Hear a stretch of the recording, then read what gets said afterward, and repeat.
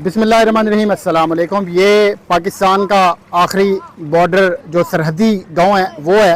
भारत की जानिब से एक मरतबा फिर से पाकिस्तान की जानिब पानी छोड़ा गया। ये आप देख सकते हैं कि पूरा गांव इस वक्त वो इस पानी की लपेट में आया हुआ है। जो यहाँ के गांव के रहने वाले हैं उनका जो निज़ाम ज़िंदगी है वो मुकम्मल का मुकम्मल वो टोटल तौर पर वो जो है वो बर्बाद हो चुका है। ये आप पानी देख सकते हैं कि पानी किस कदर तेज़ी से उस तरफ से इस तरफ आ रहा है।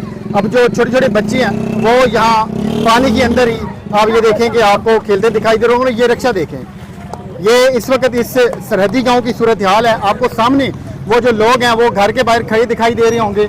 ये कुछ लोग हैं जो कि अपनी छतों के ऊपर मिट्टी डालने की कोशिश कर रहे हैं। आप देखें ज़रा कि ये सारी इस वक्त सूरत हाल है इस पूरे के पूरे गांव की। आपको यहाँ पर ये जितने भी देहाती लोग हैं वो दिखाई दे रहे होंगे। हर साइड पर पानी है।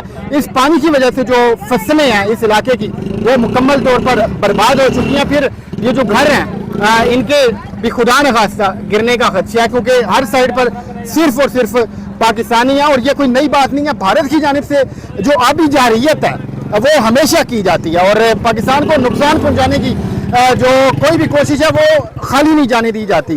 तो ये आप देखें कि इस वक्त यहाँ पर ये सूरत हाल बनी हुई है कि लोग मुश्किलात का शिकार हैं, लोग तकलीफ़ का शिकार हैं। इस इलाके के रहने वाले जितने भी लोग हैं, ये कसूर का जो आखिरी गांव है वो है। और यहाँ की मैं आपको सूरत हाल से इस वक्त आगाह कर रहा हूँ।